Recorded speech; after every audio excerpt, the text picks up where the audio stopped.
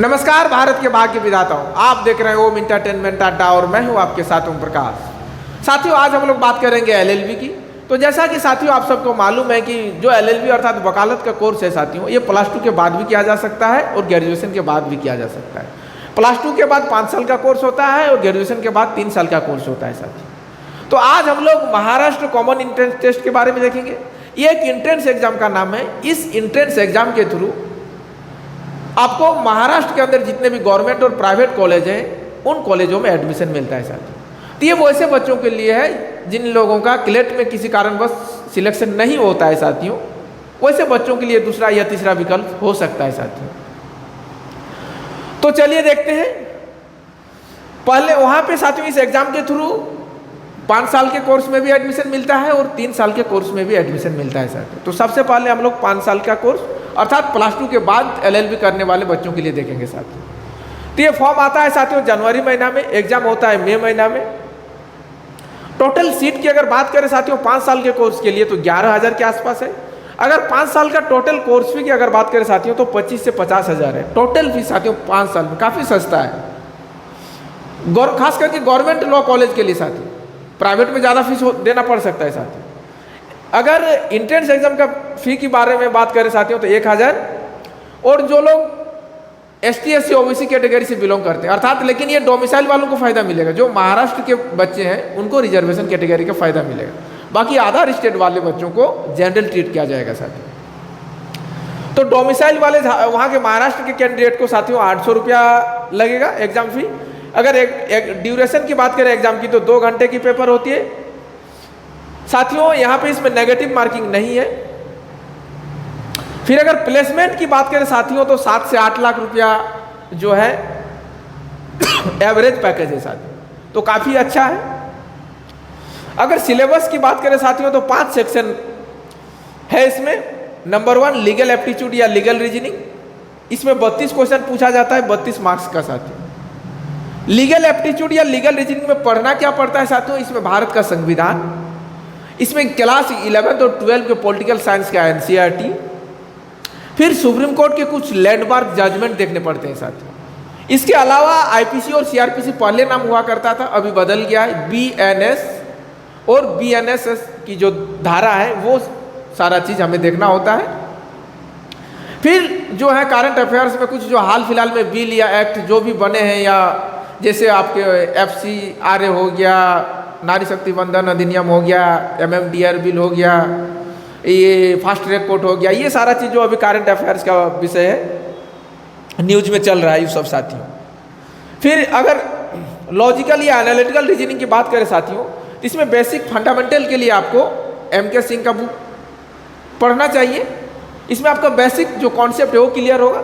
फिर थोड़ा सा एडवांस लेवल के लिए साथियों GMAT क्लाब के कुछ कॉम्प्रिहेंशन आते हैं क्रिटिकल रीजनिंग के, अर्थात पैसेज आते हैं, वो गूगल में फ्री अवेलेबल है।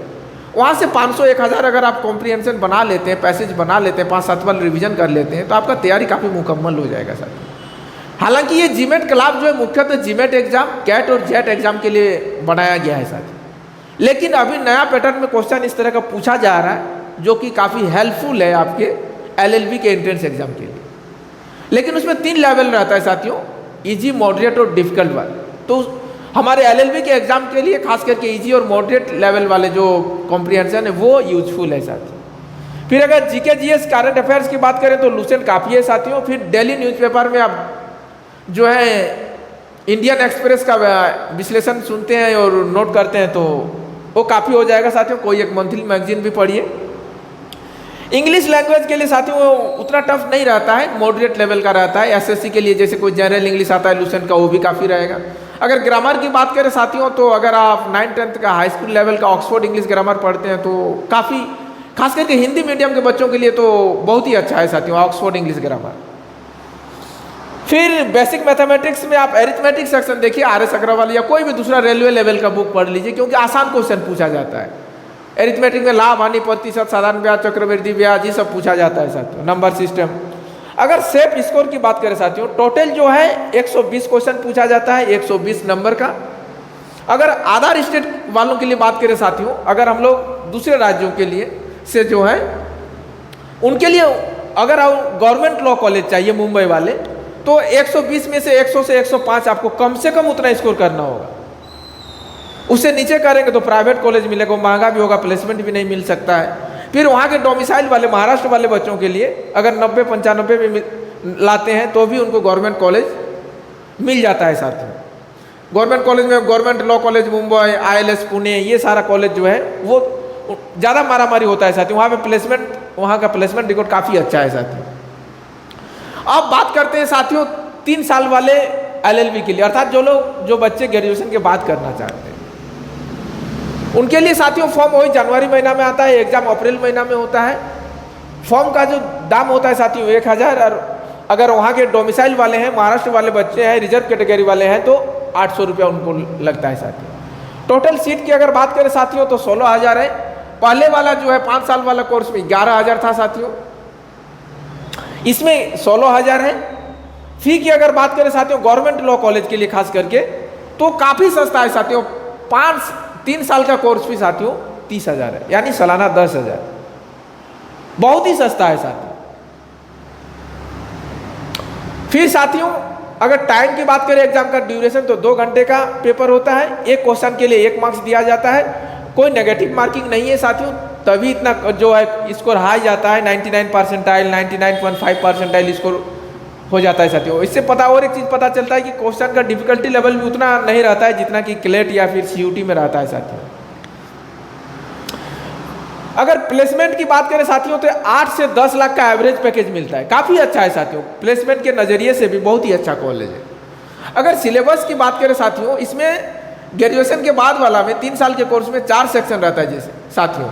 5 साल का कोर्स में 5 सेक्शन है साथियों, 4 साल वाला कोर्स में 3 साल वाला कोर्स में 4 सेक्शन है साथियों। नंबर 1 लीगल एप्टीट्यूड या लीगल रीजनिंग। इसमें जैसा कि हम थोड़ी देर पहले बताए आपको, इसमें संविधान पढ़ना पड़ता है, भारतीय संविधान। फिर आपको क्लास 11 और 12 की जो है NCERT पॉलिटिकल साइंस की पढ़नी होगी साथियों। फिर आपको जो सुप्रीम कोर्ट के लैंडमार्क जजमेंट है वो जजमेंट देखने होंगे। फिर उनके अलावा BNS की धारा और BNSS की जो धारा है वो सब देखना होगा।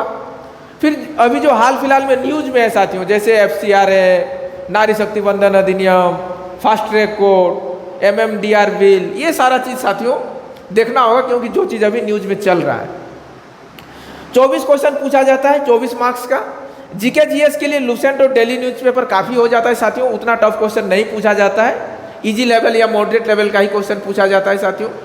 लुसेंट के अलावा एक डेली न्यूज़पेपर इंडियन एक्सप्रेस काफ़ी रहेगा साथियों, और एक मंथली मैगजीन पढ़िए करंट अफेयर्स को अपडेट रखने के लिए।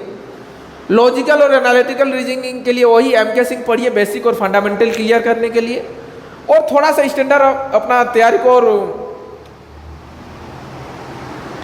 पॉलिश करने के लिए, उसको और धारदार बनाने के लिए, उसको और असरदार और प्रभावशाली बनाने के लिए साथियों GMAT क्लाब के कुछ जो क्रिटिकल रीजनिंग के कॉम्प्रिहेंशन आते हैं वो गूगल में फ्री अवेलेबल है साथियों।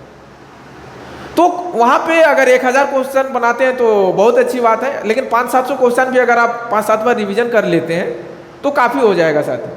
उसमें 3 लेवल के क्वेश्चन दिया हुआ है साथियों, इजी, मॉडरेट और टफ लेवल वाले। तो LLB के एग्जाम के लिए इजी और मॉडरेट लेवल वाले यूजफुल है, वो काम के चीज़ है, और बाकी जो टफ लेवल वाले हैं साथियों वो GMAT के लिए है, CAT के लिए है, JET के लिए है। फिर साथियों उसके बाद हम लोग देखते हैं अगला जो हमारा सेक्शन है लॉजिकल और ये एनालिटिकल रीजनिंग तो देख लिए। इंग्लिश लैंग्वेज, ये साथियों इजी और मॉडरेट लेवल का रहता है, SSC लेवल का पूछा जाता है। तो जो लुसेंट का जनरल इंग्लिश SSC के लिए आता है वो उसके लिए काफ़ी हो जाता है साथियों। और अगर ग्रामर क्लियर करना चाहते हैं तो उसके लिए जो है आप क्लास 9-10 का ऑक्सफोर्ड इंग्लिश ग्रामर पढ़िए, वो काफ़ी अच्छा से उसमें भी दिया हुआ है साथियों। जो ग्रामेटिकल पोर्शन है वो वहाँ से क्लियर हो जाएगा साथियों। फिर सेफ स्कोर की अगर बात करें गवर्नमेंट लॉ कॉलेज के लिए साथियों, अदर स्टेट वाले को तो 100 से 105 स्कोर करना ही करना है। 120 में से आउट ऑफ 120 100 से 105 तक स्कोर करना होगा अदर स्टेट वालों को, अगर उनको गवर्नमेंट लॉ कॉलेज चाहिए। उससे कम करते हैं तो प्राइवेट कॉलेज मिल जाएगा, और इसमें भी टॉप रैंक वाले कॉलेज मिलता है साथियों। 100 से 105 तक अगर आपका स्कोर कर लेते हैं तो गवर्नमेंट लॉ कॉलेज में भी मुंबई वाले जो सबसे ज़्यादा जिनके लिए मारामारी होता है, जहाँ पे प्लेसमेंट टिकट बहुत ही अच्छा है, फिर उसके बाद वहाँ के डोमिसाइल वाले महाराष्ट्र वाले बच्चों के लिए तो 90 भी लाते हैं, 85 भी लाते हैं, ST SC वाले तो उससे भी कम लाते हैं, 70-80 में भी उनको मिल जाता है साथियों। फिर अगर इस एग्ज़ाम की अगर हम डिफ़िकल्टी लेवल की बात करें साथियों, तो अगर सारे भारत में जितने भी LLB के लिए एंट्रेंस एग्जाम होता है, सबसे जो टफेस्ट है साथियों वो क्लेट है। सबसे ज़्यादा मोस्ट डिफ़िकल्ट अगर बोला जाए तो क्लेट का रहता है स्तर। उसके बाद सेकंड लेवल पे अगर देखें साथियों तो CUT LLB वाला जो एग्जाम होता है वो नंबर 2 पे होता है उनका डिफ़िकल्टी लेवल। और ये MHCET या फिर आपका जामिया वाला या फिर अलीगढ़ मुस्लिम यूनिवर्सिटी का जो एंट्रेंस टेस्ट होता है साथियों, वो तीसरे नंबर पे आते हैं डिफ़िकल्टी लेवल में साथियों। लेकिन प्लेसमेंट रिकॉर्ड काफ़ी अच्छा है साथियों। क्लेट के बाद नेशनल लॉ यूनिवर्सिटी के बाद शायद प्लेसमेंट महाराष्ट्र के गवर्नमेंट लॉ कॉलेज का सेकंड नंबर पे आता है साथियों प्लेसमेंट के नज़रिए से। फिर ये जो एग्जाम है साथियों MHCET, ये 2 लैंग्वेज में होता है। मीडियम ऑफ एग्जामिनेशन जो है 2 मीडियम, नंबर 1 इंग्लिश और नंबर 2 मराठी में होता है साथियों। अर्थात जो बच्चे